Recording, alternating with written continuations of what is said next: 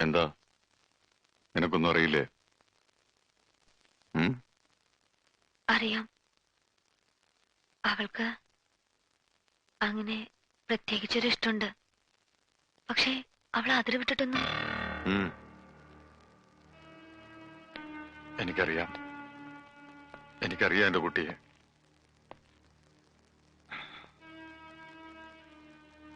അവൻ ഗംഗാധരന്റെ ആരാന്നാ പറഞ്ഞത്? അത് അനന്തരവൻ.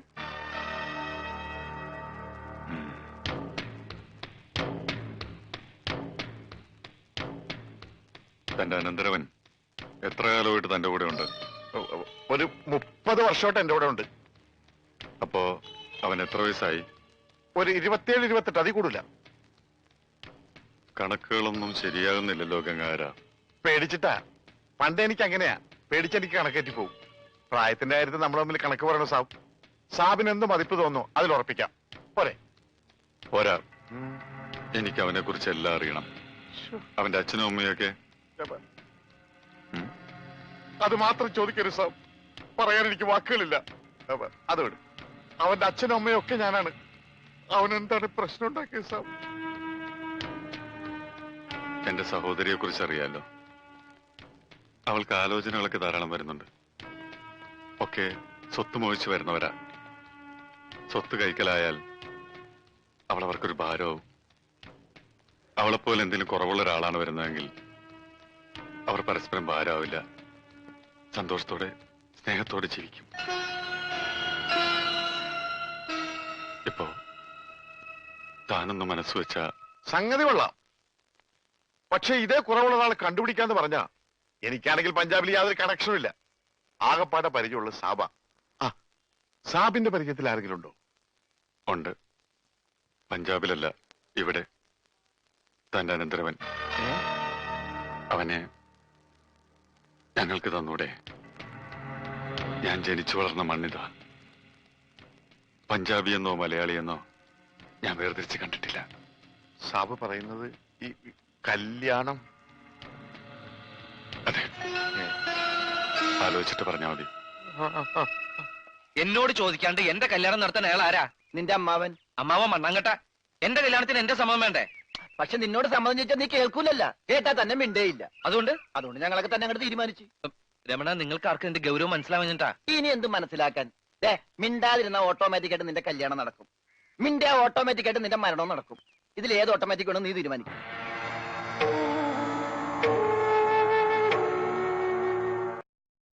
ആലോചിക്കാനൊന്നുമില്ല. ഇത് ശരിയാവില്ല. ഈ ബന്ധം നമുക്ക് ചേരില്ല. എവിടെ നിന്നോ വലിഞ്ഞു കയറി വന്നൊരുത്തൻ. അവനെയാണ് ഇത്രയും കാലം കാത്തിരുന്ന് പൊന്നാര പെങ്ങൾക്ക് കണ്ടുപിടിച്ചത്. അവളെ മനസ്സിലാക്കാനും സ്നേഹിക്കാനും കഴിയുന്ന ഒരാൾ. അതിനപ്പുറത്തേക്കൊന്നും ഞാൻ ചിന്തിക്കുന്നില്ല. സ്നേഹിച്ചാൽ മാത്രം മതിയോ? ജീവിക്കട്ടെ. അവൾക്കോ സംസാരിക്കാൻ കഴിയില്ല.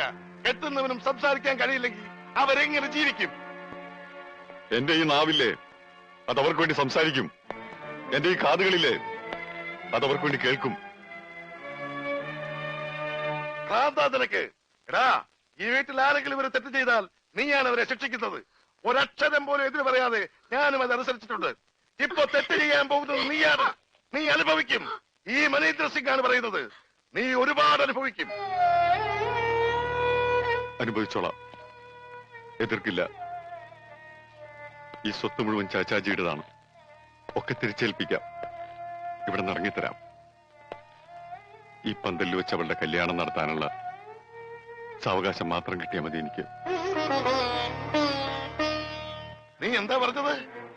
നീ നോക്കി നടത്തിയതെല്ലാം, നീയായിട്ട് വലുതാക്കിയെല്ലാം ഇട്ടിട്ട് പോവാന്നോ? ഈ സ്വത്തുക്കളെല്ലാം കിട്ടിയിട്ട് കിഴവൻ എന്തിനാടാ? നിന്നെക്കാൾ വലിയൊരു സ്വത്ത് എനിക്ക് വേറെ ഏതാ ഉള്ളത്?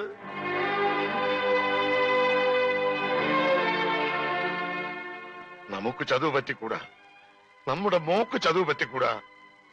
അതുകൊണ്ടാ ചാച്ചാജി പറഞ്ഞത്.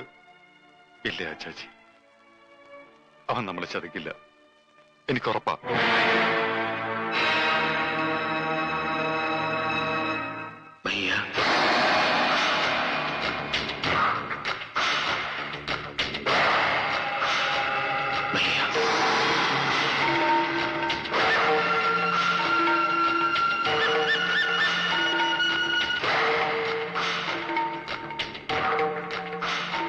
പെങ്ങളെന്ന് വിളിക്കാൻ യോഗ്യത എനിക്കില്ല.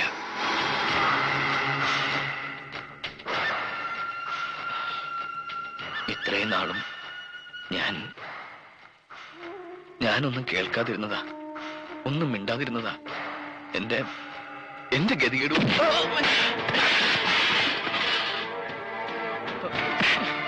ചാച്ചാജി, ഞാൻ എന്റെ നിവൃത്തികേടുകൊണ്ട് ഞാൻ അതേടാ, നിവൃത്തികേട് കൊണ്ട് ആരും ചെയ്യുന്ന പണിയാണിത്. ആൾമാറാട്ടം, മോഷണം, അങ്ങനെ പലതും. പക്ഷേ നിനക്ക് സ്ഥലം തെറ്റിപ്പോയി. ഞങ്ങളോട് കളിച്ചാലുള്ള ഫലം അറിയോ നിനക്ക്? ചാച്ചാജി,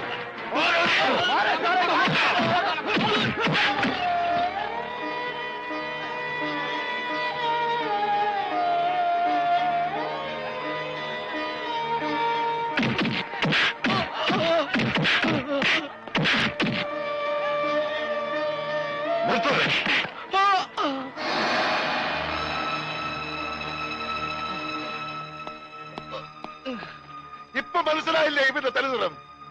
ഇനിയും നിന്റെ പെങ്ങൾക്ക് ഇവ തന്നെ മതിയെങ്കിൽ കെട്ടിച്ചു കൊടുക്ക്, കെട്ടിച്ചു കൊടുക്കണ.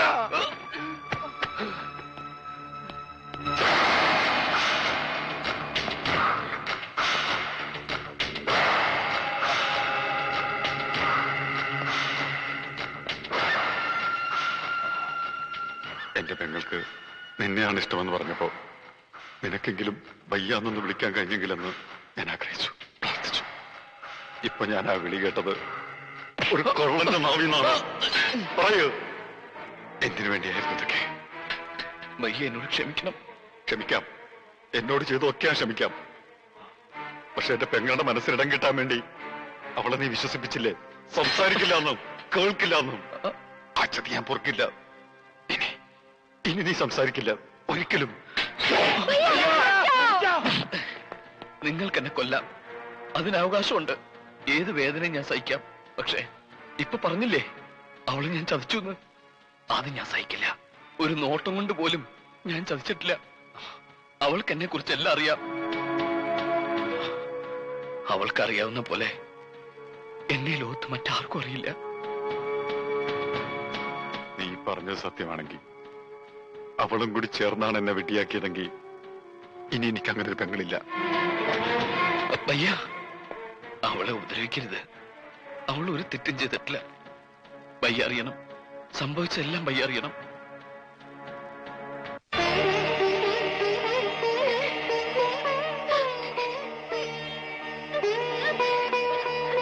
ബേട്ടി,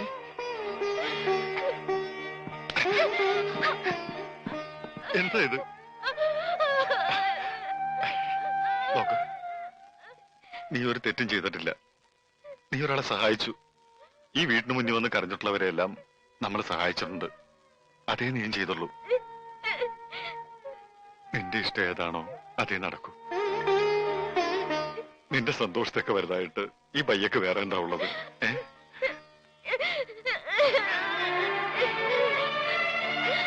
അവനെല്ലാം ഞങ്ങളോട് പറഞ്ഞു. എല്ലാം. അവൻ നല്ലവനാണ്, സ്നേഹമുള്ളവനാണ്. ഞങ്ങൾക്ക് ബോധ്യമായി.